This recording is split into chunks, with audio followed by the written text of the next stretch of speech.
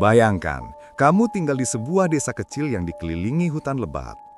Hutan yang sejak dulu dipercaya menyimpan sesuatu yang tidak bisa dijelaskan. Suatu hari, seorang pemuda masuk terlalu jauh ke dalam hutan, hanya untuk mencari kayu bakar seperti biasanya. Tapi yang ia temukan bukan sekedar kayu, melainkan sebuah warung makan yang muncul entah dari mana. Warung yang tak seharusnya ada di tempat itu. Di dalamnya ada seorang wanita tua, ramah, tersenyum, menawarkan makanan hangat tanpa meminta bayaran. Tapi ketika pemuda itu beranjak pergi, warung itu menghilang.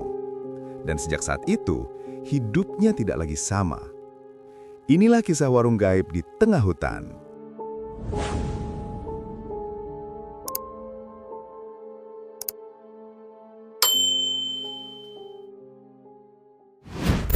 Seorang pria berusia 25 tahun hidup sederhana bersama ibunya yang sudah tua.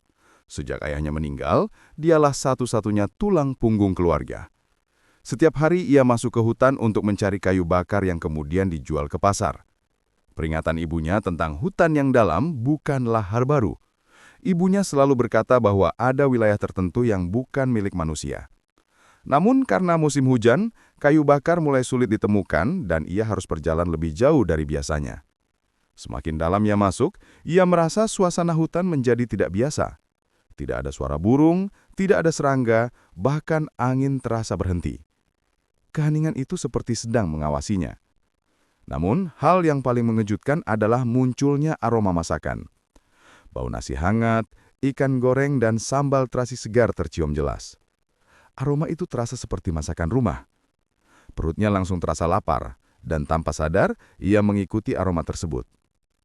Aroma itu membawanya pada sebuah warung kayu sederhana yang berdiri di tengah hutan. Warung itu tampak bersih, terawat, dan seolah tidak seharusnya berada di tempat seperti ini. Ada papan bertuliskan, "Warung Makan Butua, hangat seperti rumah." Di depan warung, seorang wanita tua berdiri dengan senyum lembut.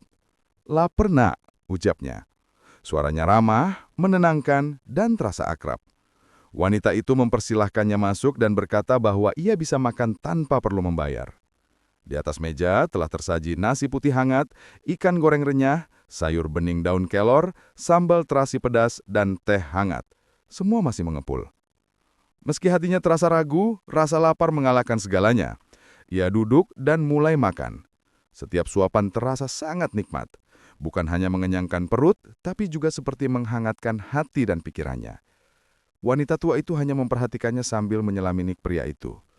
Setelah selesai makan, wanita tua itu berkata pelan, "Jika suatu hari kau merasa hidupmu berat, datanglah kembali. Warung ini selalu menunggumu." Pria itu berdiri, mengucapkan terima kasih, lalu melangkah pergi. Namun baru 10 langkah ia berjalan dan menoleh, warung itu hilang. Yang tersisa hanya pohon beringin besar dengan akar menjalar. Sesampainya di rumah, pria itu langsung menceritakan kejadian tersebut kepada ibunya.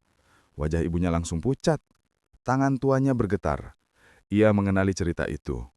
"Warung itu bukan untuk manusia biasa," bisiknya. Dengan suara pelan, ia mengungkapkan bahwa keluarga mereka dahulu adalah penjaga hutan, penghubung antara manusia dan alam gaib. Kakeknya adalah penjaga terakhir sebelum garis itu terputus. "Jika kau bisa melihat warung itu, berarti kau telah dipanggil," ucap ibunya. Pria itu terdiam. Ia tidak ingin percaya. Ia hanya ingin tetap menjadi manusia biasa. Namun malam hari, ketukan pelan terdengar di pintu rumah. Tok, tok, tok. Saat pintu dibuka, tidak ada siapa-siapa. Namun aroma sambal terasi yang sama seperti di hutan memenuhi udara. Ibunya langsung menutup pintu sambil berbisik, "Panggilan itu tidak bisa kau tolak." Malam itu pria tersebut tidur dengan gelisah. Dalam mimpinya, ia kembali berjalan ke dalam hutan. Warung itu berdiri dengan lampu hangat seolah menunggu kedatangannya. Wanita tua itu duduk di dalam, tersenyum. "Hutan ini membutuhkan penjaga barunya," ucapnya pelan. Suaranya lembut namun terasa mengikat. Saat pria itu terbangun, ia menemukan sehelai daun beringin yang basah dan segar berada di atas telapak tangannya. Tidak ada pohon beringin di sekitar rumahnya.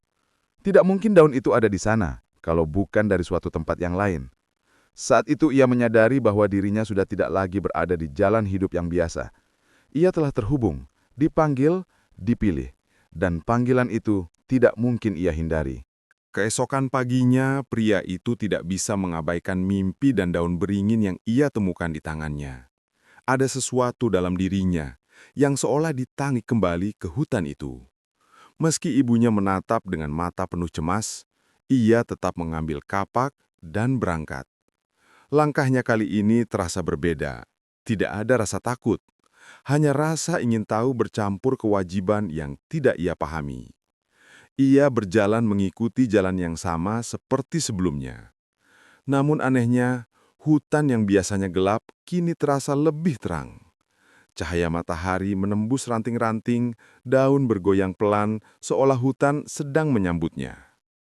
Aroma itu muncul lagi.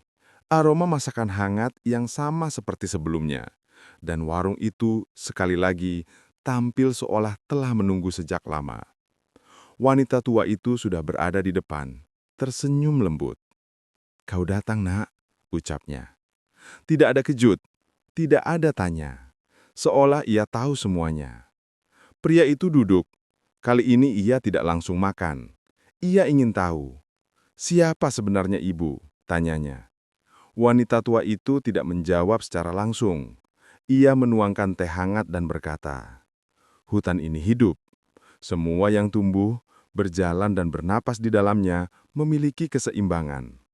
Dahulu, kakekmu menjaga keseimbangan itu. Ia menjaga agar manusia tidak merusak terlalu jauh, dan agar yang tidak terlihat tidak mengganggu manusia." Wanita itu menatap jauh ke dalam mata pria itu.